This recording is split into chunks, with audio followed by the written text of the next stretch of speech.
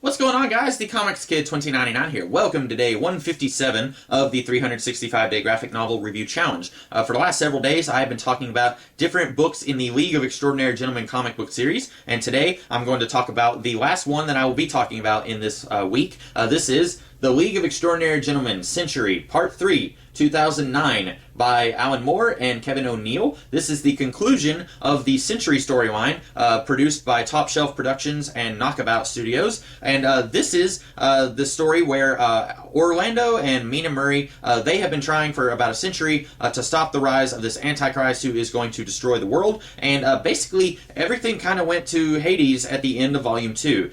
Mina was on drugs at this Woodstock-type festival, and then she started tripping really bad and started hallucinating and screaming about vampires and stuff like that, and she was taken to a mental institution, and Orlando and Alan Quatermain, they had no idea what happened to her, and I talked about that just a little bit in my video yesterday, where ultimately everything that the League did in that book that I talked about in 1969, ultimately everything they did didn't really matter. It all just kind of came for naught. And so in this book, Orlando has just got back from the war in Kamar, which I believe is from the West Wing, if I'm not mistaken, and Orlando is contacted by Prospero, who says, hey, there's still this Antichrist thing that you guys need to deal with. And so Orlando finds Mina, and then they find Alan, and he is hooked on heroin again. And so basically, here we find out, huge spoilers here, by the way, if you haven't read this book, I am going to be spoiling some pretty major spoilers here. We find out that the Antichrist is none other than Harry Potter from J.K. Rowling's Harry Potter series of novels. And this comes back to the way that Alan Moore feels about modern 20th century pop culture, and really any fiction that came after he was born.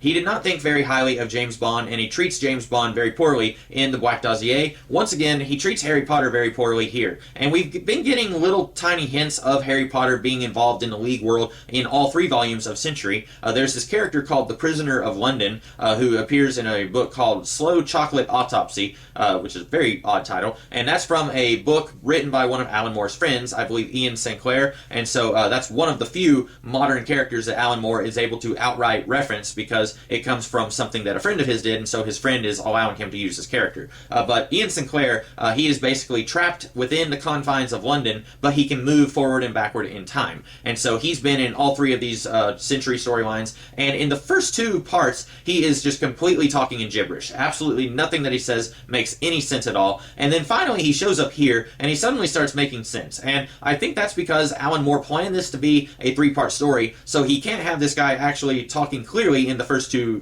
parts. So he's basically just referencing all this stuff that Mina has no idea what he's talking about, and then suddenly we get here, and suddenly he's talking very plainly, and they can understand what he's saying. That's a little bit of weak writing right there, but I'm willing to let it go because there's a lot of other stuff that I'm going to need to talk about here.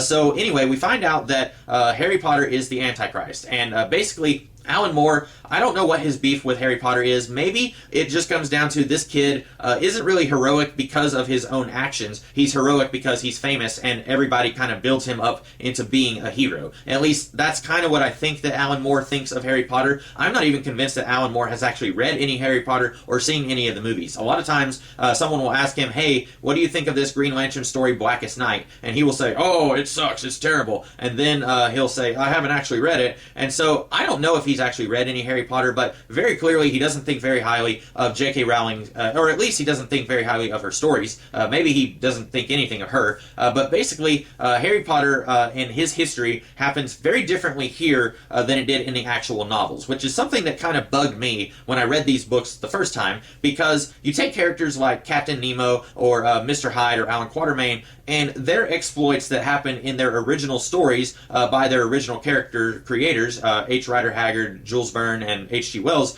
those stories actually happened the way that they were given to us in those stories, according to the League of Extraordinary Gentlemen. You don't have the Invisible Man saying, yeah, none of that stuff actually happened, here's what really happened. The only thing that Alan Moore would actually change is if one of the creators of those characters killed their character off, Alan Moore would say, no, they just faked their death, which is what happened with Alan Quatermain, Captain Nemo, and the Invisible Man. All of them were said to have died in their original stories, but then we find out, no, they just faked their death.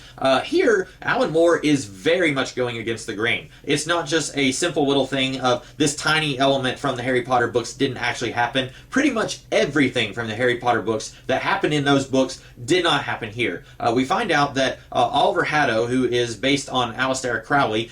He has been jumping into younger and younger bodies periodically throughout the 20th century. He jumps into the body of Tom Riddle, aka Lord Voldemort, at the end of the 1969 book. And we already get a little bit of a hint that things are not as they would seem in the Harry Potter books in 1969, because Tom Riddle, he meets up with Mina at that Woodstock type festival, and he says that he teaches at a school up north where they teach magical studies. And Lord Voldemort never actually taught at Hogwarts in any of the Harry Potter books, so already things are diverging a little bit in the 1969 book. Here, we find out that at some point, Tom Riddle became the headmaster of the school, but it's actually Oliver Haddo, who is based on Aleister Crowley, and he has been trying to create this Antichrist in the form of Harry Potter, and we find out at one point that all of Harry's adventures were actually just staged, and pretty much everyone at the school knew this except for Harry, and they were trying to train him to become the Antichrist. And then when he finds out about it, he kills everyone at the school. He absolutely destroys the school. He destroys platform 9 3/4. He destroys the train. It's just this huge, disgusting mess. It all looks really gross. And then he goes and hides in his old house that he grew up in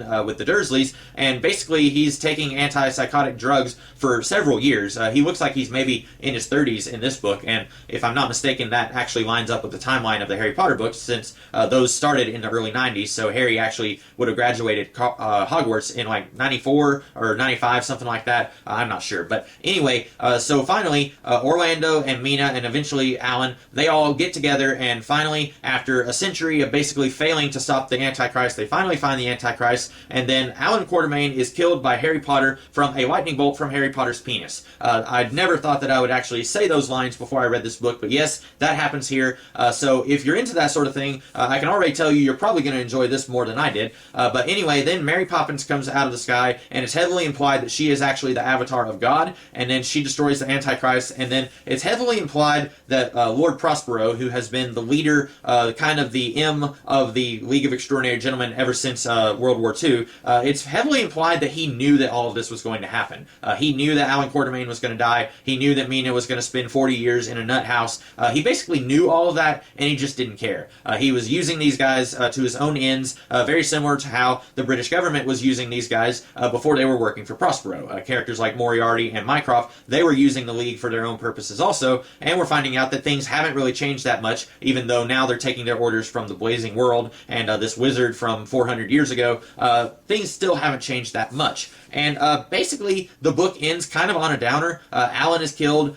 We find Emma Peel from the Avengers. She was kind of one of the antagonists from the Black Dossier. We find that now she is M from the James Bond continuity. She is now M in 2009. And we find out that Jimmy Bond, he's like in his 90s, and he has all of these sexually transmitted diseases, but Emma Peel is keeping him alive, basically as punishment for all of the horrible stuff that he's done. And we find out that all of the film versions of James Bond are actually continuing the tradition of James Bond. So none of them are the actual James Bond. They're all listed as agents, like J1, J2, J3, etc. And we get to see several of them here working for Emma Peel. And by the end of this book, Orlando has made a deal with her. If you help me find Mina so that we can stop the Antichrist from destroying the world, then I will tell you where this pool of immortality is that has allowed me to live for 3,000 years. And so at the end of this book, Mina and Orlando are going to take Emma Peel to this pool, and then we don't really know what's going to happen next, because after this, we got a Captain Nemo trilogy starring Captain Nemo's daughter Janny, and each of those takes place in a different decade, very similar to Century here, and I have not actually read any of the Nemo books. Way back whenever I first read Century Volume 1, I really didn't like that one, didn't really like how the story was portrayed, and I really didn't like the use of rape as a subplot. I talked about that a little bit a couple days ago, and then for whatever reason, I was compelled to buy this volume and the 1969 volume, and I read both of them, and I still wasn't impressed. I don't like the way that Alan Moore and Kevin O'Neill are portraying the Harry Potter mythos. If you don't like Harry Potter, then don't use Harry Potter in your League of Extraordinary Gentlemen stories. If you don't like James Bond, then don't use him as a bad guy in your stories when James Bond is not the bad guy of his stories. That's something that's it still kind of rubs me the wrong way. If you're going to use these characters, then use them as they were portrayed in the books. I don't think anyone would like it if someone wrote a story with Alan Quatermain as the bad guy, or Mina Murray as the bad guy. Alan Moore would certainly throw a hissy fit if someone did that.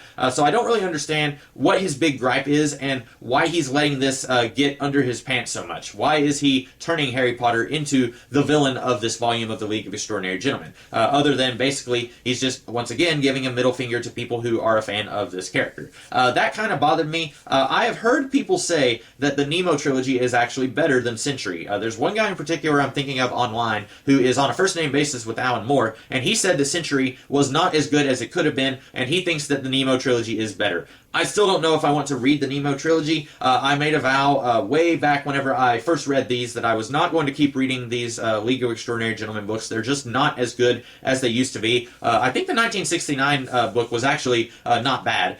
This one isn't as bad as 1910, but Harry Potter killing Alan Quatermain with a lightning bolt from his penis, that kind of rains on the parade a little bit. Any enjoyment that I got out of this book is kind of deflated once we get to that point in the book. So I still don't know if I want to read the Captain Nemo stuff. Maybe if I just heard that it was exquisitely good, like much, much better than Century, maybe I would be tempted to give it a try, but I just don't know if I want to pay money for books that I might not enjoy, like I haven't really enjoyed the Century stuff here. I mean, this isn't bad, and the 1969 one wasn't awful, but it's also not great. It's not nearly as good as the first two volumes of the League of Extraordinary Gentlemen. I think both of those were very good.